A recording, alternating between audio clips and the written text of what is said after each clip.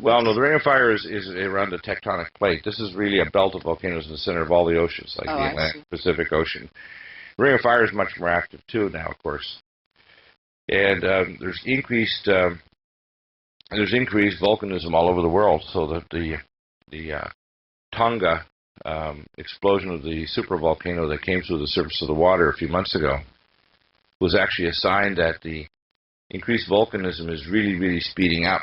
And so in areas where, for example, there's increased volcanism in the Antarctic area, ocean, it's part of the reason for the break-off of large chunks of the Ross Ice Shelf. And in other areas, it's having effects that are going to probably change the world climate here dramatically, especially in the southern hemisphere in the next few months. We're going to see much more activity. For example, El Nino, which they're saying now is going to occur, is actually due to volcanism in a chain of volcanoes 1,000 miles off the South America and near the Galapagos that creates massive increases in heating of the lower deep trenches of the ocean, and they turn over as the hot water rises and the colder, heavier water drops. That creates these massive current lines. So we're going to have some major, excuse me, we're going to have some major changes in weather patterns, including rainfall. It'll be very excessive in some areas and very dry in others, which of course I see between the geomagnetic effects and these others, massive crashes in world food supply, and especially grains. Now, grains are particularly sensitive to ultraviolet light, and as little as a half an hour of relatively high energy ultraviolet light, all your grain crops will die. So if they just even had a fluctuation in the geomagnetosphere, so ultraviolet light would, let's say, blast at 60% more for midday, let's say, in the northern plains states of the United States and the prairie provinces of Canada, the grain crops will be wiped out.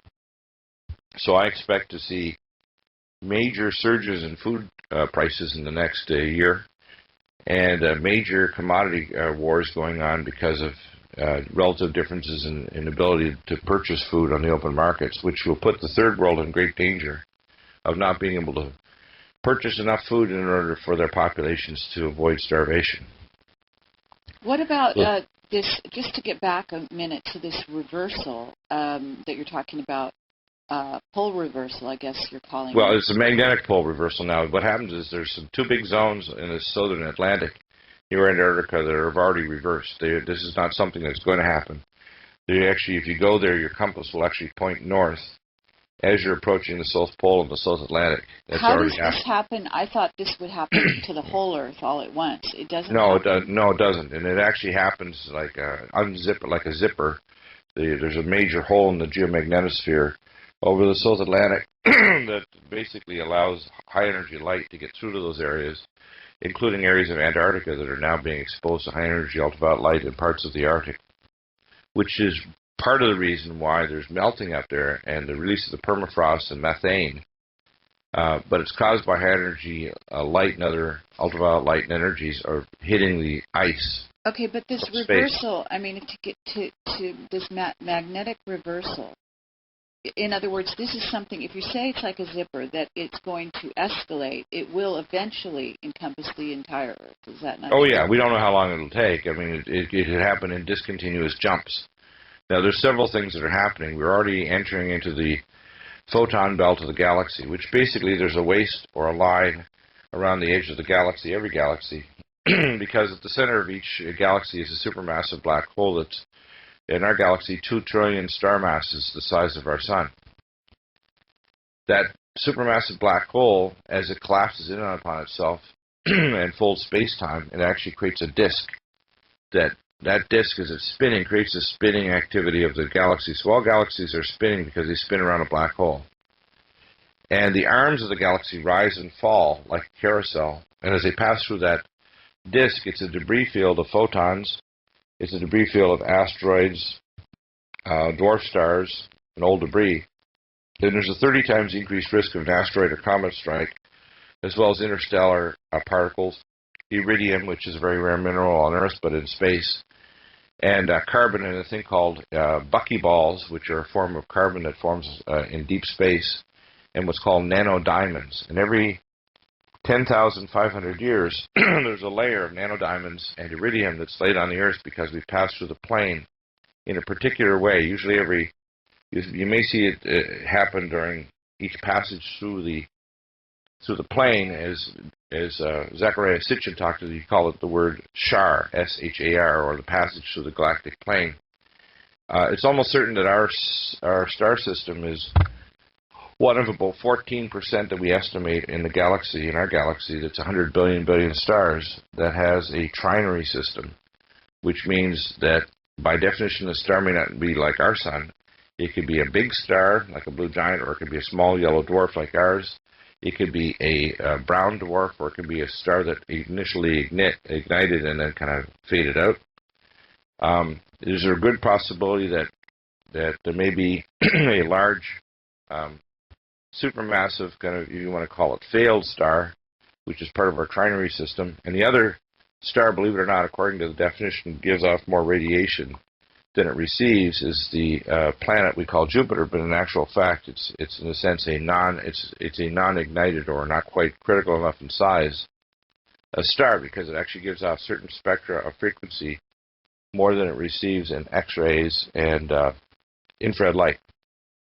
So how does this relate to the Earth changes that you're talking about? Well, the Earth changes, the first thing is the Earth changes that are happening right now, and as I mentioned in previous talks, they have already started speeding up quite a bit. They're going to cause famine. And famine, of course, combined with the release of pandemic viruses, and there's also a tie-in directly with virus releases of pandemic viruses and major plagues with solar activity. So if you actually look at solar sunspot activity and solar storms, there's a direct link between solar activity and pandemics, going way back. Actually, we were talking to Jane Burgermeister. Do you know who she is? Yes, very familiar, yeah. Okay, well, we had her on we have a radio show, as you may know now, and we had her on our show Tuesday, in which she was talking about that very thing, the fact that they're discovering, actually, that the sun could cause healing or actually eliminate viruses. I don't know if I would believe the healing side. I know that we know that plagues down through history have been tied to sun activity. And we think that there's a pretty good link between major plagues and actually solar activity that occurs. I don't know if I've seen evidence that there's a healing side to that. I think that there's definitely a side that it can trigger off very bad events, and I think there's a link there. Okay. And there's also a link between the sun, solar activity, and volcanism on the planet, isn't there? Absolutely, yeah. In fact, there's a thing called solar mass ejections. And there's a big series of solar mass ejections. Several of them occurred in October of 2005. And those solar mass ejections ring the Earth like a bell, and those energies cause the Earth acts as if you want to call it an interstellar capacitor, and it absorbs some of that energy. And if the energy is harmonic with specific tectonic plates on the Earth, because I think there's around 22 major plates. What happens is each plate has almost like an air chime that's outside your house. It has a specific sound or frequency that it vibrates at. And those subsonic frequencies, if you pump in energy at the right frequency, it'll actually make the tectonic plate start to, it's called a piezoelectric amplification. So the crystals in the plate actually start to vibrate in synchrony with that. When that happens, the mu, or the resistance between the tectonic plates, can drop towards zero. If they drop low enough so that the recoil in the rocks is actually stored up, the plates will then slip. And this is how the tectonic space weapons that we have, that were used against the Chinese a little over a year ago, was basically pumping energy through the upper stratosphere that created a harmonic frequency at the plates in western China. And it reached what's called a piezoelectric slip threshold of the plates.